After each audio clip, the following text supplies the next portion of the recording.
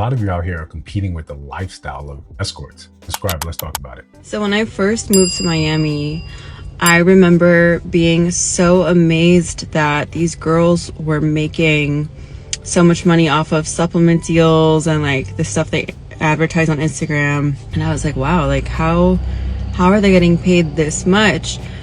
And they would be posting their lifestyle, like, like soft life, whatever. And I was like, oh, good for them. Like, I'm not a hater. So I was like, oh, that's dope. I remember when I found out, after being like a little more integrated into the big old downtown Miami crowd, like a lot of these girls are actually escorts. And that's how they're paying for these apartments and cars and jewelry. And so for all the girls that like are watching YouTube and TikTok and being like, oh, like I'm gonna move to Miami and I'm gonna be a fitness influencer, blah, blah, blah. You can make a lot of money off of social media. But what you're seeing online is not quite the reality for a lot of things. So I just want to de-influence young girls who maybe want to move to Miami and think that like it's like that. It's not. Part of what's happening here is one, we understand this, right? For such a long time, we understand that water is wet. This is not new news. Everyone saw what this is about. This was probably an expose decade and a half, 2 decades ago. We know what's happening, especially in Miami, especially when you see people with no discernible skills showing off lavish sort of lifestyles that you as a working individual can't make any sense of. But the problem is when you look at the possibility of a thing happening to you, you're ready to crash out the rest of your life, any of the long-term plans you had, school, college, a job, a 401k, you're looking and saying it could happen. You have to be in it to win it. All the things they tell you about the lottery that makes you exchange your hard-earned money, that was your time, that was your energy, that was your life force, and say, let me bet on this. Let me move to Miami. Let me become one in a sea of women because it could possibly happen to me because I saw it online. Listen, before we continue, like, comment, subscribe, hit that notification bell so you don't miss no uploads. Still trying to do 2 a day. Still trying to make that full year of, just straight up discipline. So hype the video, share the video. We got some merch in the store. So listen, we're using this video for a very, very simple, concept. The idea of it could happen to me is enough for people to derail the rest of their life. It's enough for people to say, hey, why not me? And that's enough for people to just say, all right, I'm going to jump off the deep end. When you, and this is because we give women so much grace in this arena, where you can basically implode your life or waste your time or spend your 20s going after a dream. We label it as such because we have language set up in our culture where that makes it fine. You chasing your dream is the same thing as someone saying, I'm going to get rid of every distraction in my life. I'm going to lock in and I'm going to do this work to get where I want to go. I'm going to sign up and I'm going to, I'm going to be in school for X amount of years. I'm trying to be a medical doctor. I'm trying to be a lawyer. I'm trying to lock in. I'm trying to do everything I need to do. I'm chasing my dream. Or someone trying to go into professional sports. I'm trying to chase my dream. We have this already coded into our language in America, where it makes, when you hear that, you say yes. Our response is supposed to be across the board, simply support. But in this case, when your dream is grabbed from the internet, where you just look and say, hey, this is a person on Instagram, look at how they live in their life.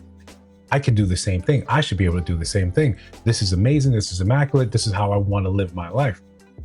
We have to be realistic and understand what's really happening here. You are seeing this idea.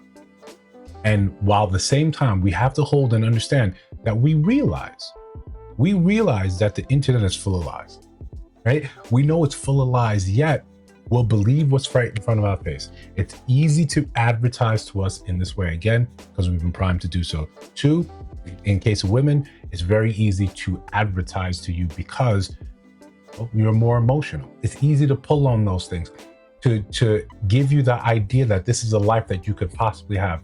Here is this amazing thing that could happen to you. So what happens? You end up believing the lie. You believe that someone is going to come, someone's going to pick you out of the hundreds of thousands of women that are surrounding them.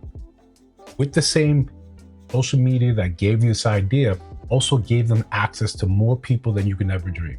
Especially when you say we localize it to something like Miami. Everyone's coming to Miami. Years ago, a decade and a half, 2 decades ago, Vegas was a place. Now it's Miami. Everyone knows that's where you go. Everyone knows at the same time it's a vapid, fickle place. We get that. We understand that. But for whatever reason, you're thinking that this is the competition, or rather yet, this is the example of the greatest life that I can have. It's going to happen for me. But you see their experiences. They're at the club, they're at the high rise, they're in the yacht.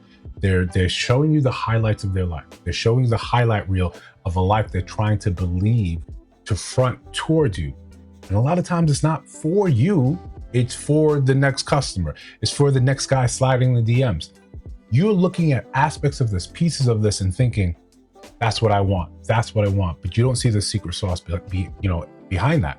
You don't see what it takes to get there and how briefly you visit there. When we look at the dating game and we have the understanding of the difference between men and women, we understand that men like what they like. And sometimes it's a narrow band of age where they say, this is your prettiest, this is your most attractive. Once you're on the outside of that, you tend to have to get more and more freaky to hold those people's attention or be known for something. That's why you see people go so far with the body modification. We hear the stories about what they're willing to do. Just anything, check any story, you see what's going on in Dubai. Anything like that. That's when you see you're aging out, but you still want to hold on to relevance. That's when you see wilder and wilder takes online. Or, the game plays to a different lane. You're trying to get one of these young NBA players to marry you, to have a baby. The game branches off into a series of small events. But the point is, you don't see what you have to do to get that. You just believe the hype. You see someone that's, she's a realtor. She's the sexiest realtor you ever seen in her life. But then you don't go and look at the data. The data says, no one was selling houses in 2025. All these people playing at this are actually broke. All we have to do to get to the truth about a lot of these things, you just gotta do a little research. Okay? You gotta do a little research. You gotta believe your gut. You gotta believe what makes sense. Hey, you have this lifestyle. You're selling this place. Now, see if that's still on the market. Yeah, it's still on the market. Okay, but you're still living that lifestyle. Even that, when you look at some of these other shows that they put on just on the regular media, selling sunset or these high price sales, they will tell you when you find these people in real life to say, yeah, it says I'm going to sell this place for this much. I'm going to make a commission of $600,000. They said it's all made up. It's for the show. But what's the point of this? Why do they advertise to you this? Why do they get you? Because they want your attention. Where your attention goes, then they can influence you, and then the advertisers slide right in there.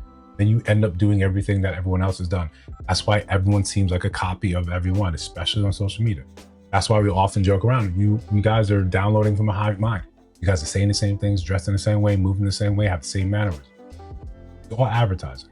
It's all just to, hey, believe this. It got you competing with the lifestyles of people you know are false, or know are fake.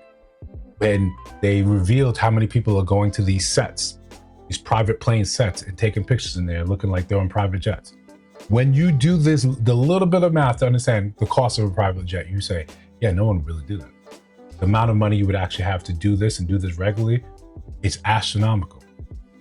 I was talking with someone, and we were on a flight from something, from like say Texas to say like Dallas to Houston. And we were talking about, owning planes. We're talking something small, prop planes versus owning a jet. And he was like, the amount of fuel it would take in order for you to get from, Houston to Dallas is about $1,000, just on the burn rate. Prop plane, you could probably do it for less.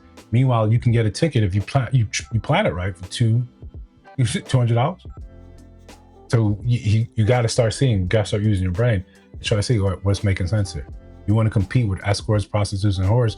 Cool. You're always going to come up short because you're not willing to do what they're doing to get that. And if you are willing, turns out you already lost as well. So if you disagree, let me know down in the comments below. If you see other videos on your screen, check those out. Let me know your thoughts about those in those videos. And of course, if you're listening to my voice now, you have not subscribed, I think you should. I'm just trying to build something dope. I'll see you in the next one.